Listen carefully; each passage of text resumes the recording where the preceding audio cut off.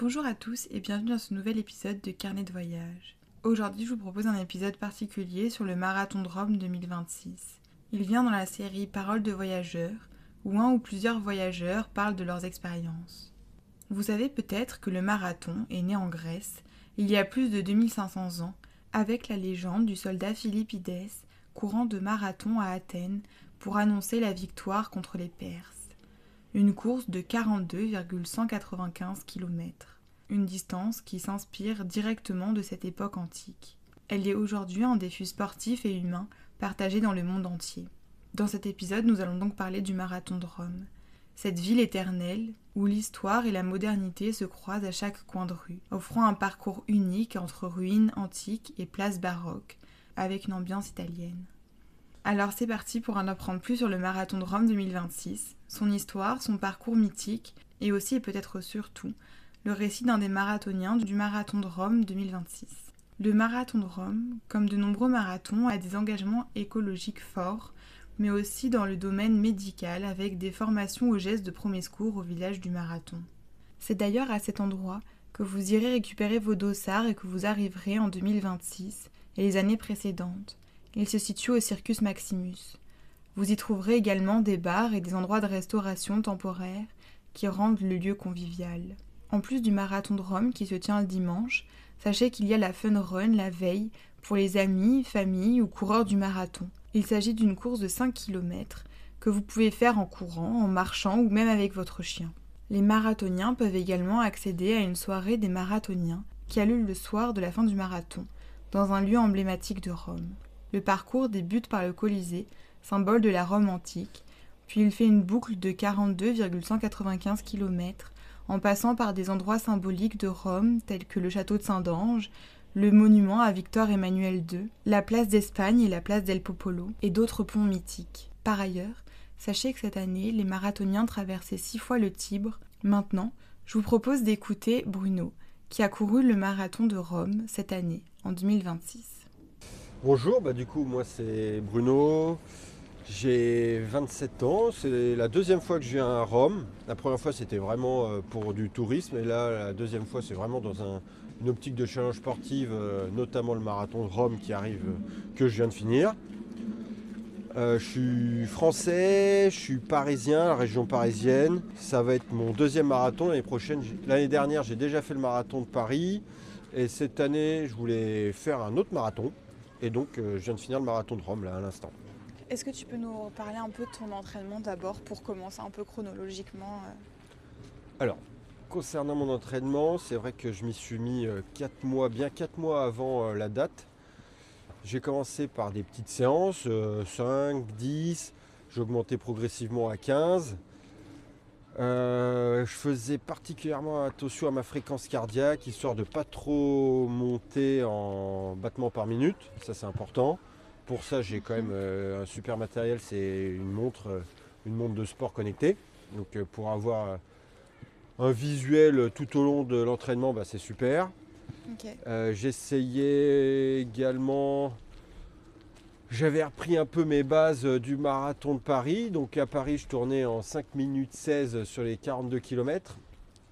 Ce qui m'a fait à peu près 3h40 de marathon. Et là, je voulais passer sous la barre des 3h30. Donc j'avais regardé, il fallait que je fasse environ 5 minutes le kilomètre. Donc à chaque entraînement, j'essaie de me rapprocher de cette base. Et quand je faisais des distances un peu plus courtes, par exemple entre 10 et 15 km, j'essayais d'avoir une moyenne inférieure à 5 minutes le kilomètre. Après, quand je me suis rapproché de la date, donc 3-4 semaines avant, là j'ai vraiment fait des longues sorties, 3-4 longues sorties quand même, 2 ou 3 fois des semis au minimum, et une fois, 10 jours avant, j'ai fait la plus longue séance que j'ai fait, c'est un 29 km. Et pareil, je m'étais fixé environ 5 minutes le kilomètre. Et du coup, le jour J, ta course, comment est-ce que ça s'est passé pour gérer cette vitesse, ton temps, tes objectifs Alors, jour J, donc le départ des pros, des professionnels, c'était 8h. Moi, je suis arrivé à peu près vers 8h moins 10. Ce que je voulais faire, mon objectif, c'était de passer sous la barre des 3h30. Pour ça, il fallait que je cours en 5 minutes le kilomètre. Donc je suis arrivé et coup de bol, j'ai vu les ouvreurs avec leur ballon 3h30 et je me suis débrouillé comme j'ai pu pour me coller à eux dès le départ. Ok. Ils avaient des ballons orange, moi je voulais pas les lâcher et je les ai pas lâchés pendant les 40 km. Et à la suite de ça, les 2 derniers, je me sentais quand même plutôt bien, donc j'ai accéléré un petit peu, ce qui m'a fait un temps de 3h28 et une cinquantaine de secondes. Et donc mission accomplie parce que j'ai passé la barre sous la barre des 3h30. Et si on donc tu as fait un meilleur temps que celui de Paris, comment est-ce que tu l'as vécu? Est-ce que tu l'as trouvé plus dur, plus facile? Alors si je compare les 2 marathons, à Paris déjà, c'était mon premier marathon tout court. Donc nouveauté de A à Z, j'avais jamais couru 42 km. À Paris, ce qui était bien quand même, c'est que j'avais le soutien un peu de mes amis. J'ai une personne à la fin, une copine qui a couru les 5 derniers kilomètres avec moi. Donc mentalement, ça m'a fait du bien parce qu'au bout du 30e, j'ai pris un gros coup de mou. J'ai eu beaucoup de mal, quoi. J'ai eu un coup de mou pas mal. Que je n'ai pas eu au marathon de Rome. Le fait que je sois avec les gens avec les ballons pour me tenir le rythme, je pense que ça m'a quand même pas mal aidé. Je me suis peut-être mieux entraîné au marathon de Rome parce que j'avais déjà un peu l'expérience du marathon de Paris. Donc j'ai mieux vécu mon marathon de Rome. C'était peut-être moins dur et aussi j'ai gagné 10 minutes du coup sur la moyenne entre les 2 marathons. Le marathon de Rome, il passe quand même par des endroits emblématiques. Est-ce que tu as pu profiter du paysage par lequel tu es passé? Alors, départ de marathon, déjà c'est au Colisée, donc c'est super beau. Il faisait beau en plus ce matin, c'était super. Après les monuments comme ça de tête que j'ai pu profiter, je dirais la place d'Espagne, la place del Popolo.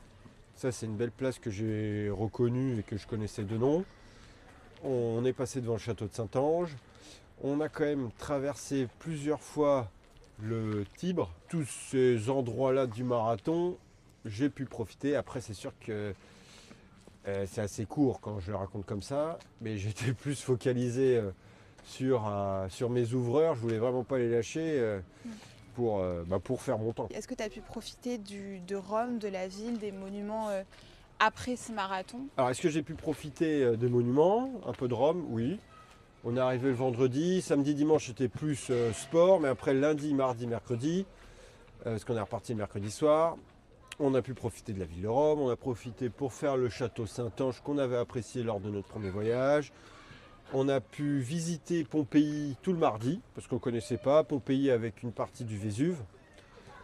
Et le mercredi, on s'est plus baladé dans les rues de Rome, Fontaine de Trévi, la place du Panthéon, la place Navona. On s'est vraiment baladé tranquillement tout le mercredi, tranquille. Du coup, là, on va parler un peu plus de l'organisation du marathon de Rome. Donc, une précision, c'était celui de 2026 dont on va parler. Pour ce marathon, pour cette organisation, est-ce que tu peux nous parler de tout ce qui était la récupération des dossards, le village au Circus Maximus, comment c'était? Alors, pour récupérer les dossards, c'était au Circus Maximus, très bien indiqué, il n'y a pas eu de soucis.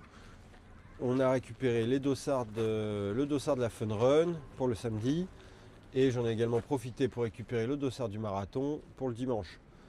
Avec les dossards, on avait des super goodies, notamment le super sac du marathon de Rome, avec à l'intérieur des pâtes, tout ce qui était pour le ravito, un gel de massage. Donc franchement, super. Il n'y a rien à redire concernant les goodies et le dossard, l'organisation. Les bénévoles étaient au top. Et puis voilà. Okay. Et d'un point de vue de tout ce qui était ravito pendant la course? Alors pour les ravitaux, c'est vrai qu'on a eu des ravitaux tout au long du parcours. C'était bien organisé, c'était régulier. Donc ça c'était super bien. C'était de l'eau dans les gobelets recyclables. Donc ça c'était sympa, surtout pour la planète. On avait de l'eau, on avait des électrolytes, on avait des fruits. Donc c'était bien, c'était très bien. Voilà. Encore merci à Bruno pour cette interview. Et comme vous l'aurez compris, le marathon de Rome, c'est une aventure humaine, sportive et culturelle.